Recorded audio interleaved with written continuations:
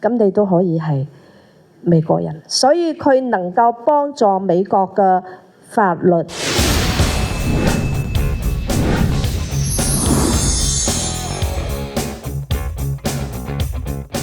4·1話叫燈籠，因為佢係白沙，惠山白沙，佢喊到燈籠。但係佢英文名叮窿，所以有啲人講普通話嘅人去翻譯成叮籠，所以叮籠咧就開始好出名啦。呢個人有咩最重要嘅係乜嘢咧？佢係一個喺住家入邊嘅管家又好，幫工又好，乜都係佢。總之係要買菜，然後又煮飯，要掃地，都係佢。咁呢個係佢個主人 Carpentier。咁佢要返台山啦。咁主人話：咁你有咩願望啊？你想做乜嘢啊？你返台山之前想做乜嘢啊？嗰個時候1901年，排華非常之犀利。佢話：我最大嘅願望係美國同埋中國要成為好朋友。美國人可以理解中國人，睇得起我哋中國人。咁點樣可以睇得起啊？你唔了解佢，你咪睇唔起佢咯。所以佢話：我要做一件事，想要等啲美國人了解我哋中國人。所以佢把佢所有嘅積蓄12000蚊美金捐俾哥倫比亞大學，要設一個講座，去向啲白人講我哋中國人係點樣嘅。我哋唔係 naive Chinese， 即係我哋唔係野人，我哋唔係冇文化嘅人，我哋係有5000年歷史嘅人。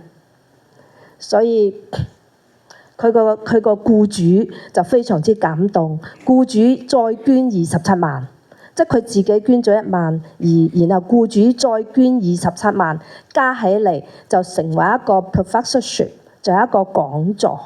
咁然後僱主話：你令我非常之感動，所以嗰個講座就以佢嘅名命名為燈籠講座。咁呢一個咧就係佢個校長啱啱退休嘅校長講嘅，哥倫比亞大學嘅校長。呢句話我希望大家可以一齊睇下校長點樣去評價呢個普通人。佢話：燈籠並非學者，亦都唔係將軍，更加唔係一個好重要嘅人。佢只不過係許許多多美國第一代移民中嘅一員。佢捐咗錢，但係更重要嘅係佢捐過佢個遠見同埋想法。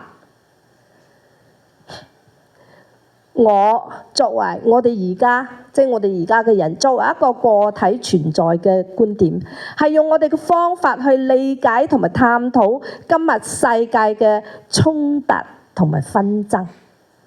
所以我哋需要更新認識同埋肯定咁樣嘅一個人俾我哋嘅遠見，同時重新認識同埋肯定呢個人，認可佢嘅貢獻，並且讓世界了解同埋記住佢個名叫燈籠。所以呢一個呢，佢係一個好平常嘅人，同我哋大家在座一樣。可能你比佢賺嘅錢更多，佢只不過當時喺鄉下出嚟就係一個幫工，一個叫 cook 或者叫 servant， 一個咁樣嘅人。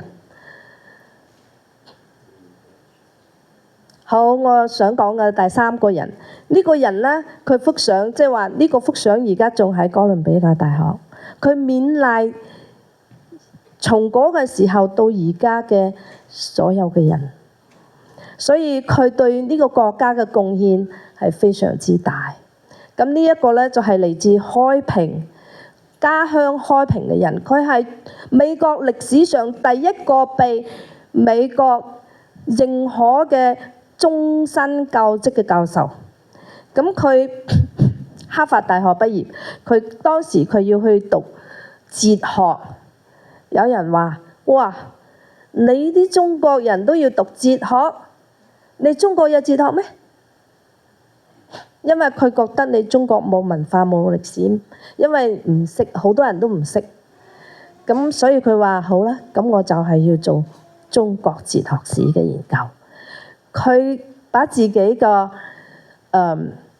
定為佢要做嘅事情，一輩子要做嘅事情係向美國社會或者講英文世界傳播中國嘅哲學歷史，中國嘅哲學，所以佢用咗佢一輩子去研究中國嘅哲學。佢係呢個係最高榮譽，佢被認為係向西方傳播中國傳統學術嘅唯一嘅人。有好多人都有研究中國傳統哲學，但係冇人好似佢咁專注。佢二戰嘅時候，佢要去說服啲美國人相信中國人唔係鍾意打仗嘅人。佢一個人開咗300場講座，300場嘅英文講座，向英語世界去講從中國哲學嘅方面去做。所以佢係正因為佢翻譯好晒嗰啲中國哲學嘅書，所以就有咗可能啦。所以中國而家嘅美國嘅教材入邊就係有中國哲學史嘅，佢係把中國嘅哲學嘅內容入咗美國嘅大學作為正規嘅教學資料。咁呢個係非常非常重要，佢影響嘅以後世世代代嘅美國人。好，咁我哋做個小總結。咁我哋唐人街係個咩嘅？有咩價值呢？有好多人話：爛晒啦，都唔去啦。而家嗰啲後生新嚟嘅新移民，佢以離開唐人街為榮。佢話：唉，我終於捱出頭啦！我終於唔使住喺唐人街啦。所以好多人認為喺唐人街係冇面嘅。咁我哋就係啱先所講嘅，所有嘅人其實都係同唐人街有關，佢都係唐人街出去。所以唐人街佢係中國、係美國歷史嘅一部分，係世界歷史嘅一部分。所以其實佢嘅價值可以去到世界嘅價值。所以唐人街呢3隻字，我仍然認為我哋嘅社區希望大家保留唐人街呢幾隻字，因為我睇見有啲報紙已經唔使用唐人街，會叫中國城。中國城可以叫新嗰啲，但係呢一個經歷過嗰段歷史嘅呢一個唐人街，我認為係見證着我哋傳統嘅早一輩對於喺呢度100幾年嚟嘅生活嗰個尊嚴。因為你喺出面都俾排斥，你只要回到呢個地方，你先可以笑，你先可以活得好似人一樣，所以你先有尊嚴。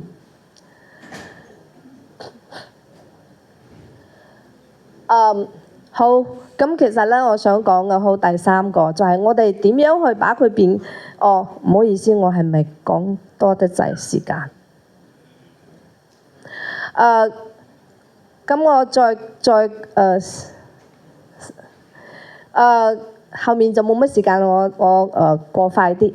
咁我想講呢一班唐人街嘅人，佢喺呢度建設呢個唐人街，為呢一個美國呢個國家去建設唐人街，把自己所有嘅力量放喺呢度，同時佢嘅家人係喺中國，所以佢要把呢個佢喺呢度冇家庭，佢嘅父母、妻子、子女都係喺中國，所以佢要翻去建設一個社會俾中國，所以佢哋畫咗好多呢啲咁樣嘅畫，2萬幾幅啊！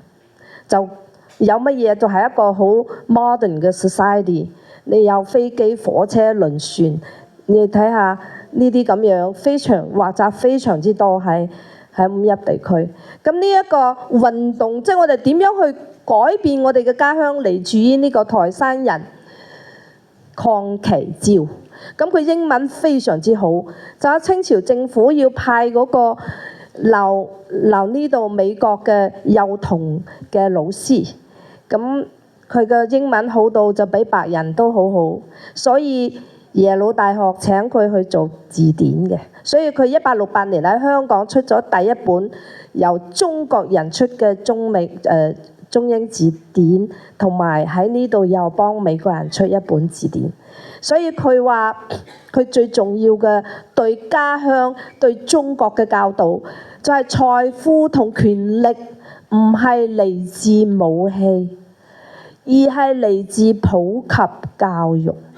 呢一個係非常之重要，因為好多國家中意打仗，中意認為我俾武力就可以打死你。咁佢認為唔係嚟自武器，所以佢翻嚟做咗好多社會嘅改革。咁譬如因為佢姓鄺，所以雷科鄺溯源公所，佢哋就翻鄉下去起一間學校，就係話我哋培養嘅唔單止係一般嗰啲小學、中學咁樣，我哋要培養我哋自己嘅職業人員、職業學校。咁所以我哋有好多地方我會好快過。咁教育咧就係好似啱先講，教育係非常之重要嘅。咁呢個係最早嘅中學喺我哋四邑，就係呢一個新會，呢個成個珠三角最早嘅。咁呢一個係台山華僑好犀利，因為跟住呢個係開平，因為開平呢個人咧，佢係廣東省教育廳廳長。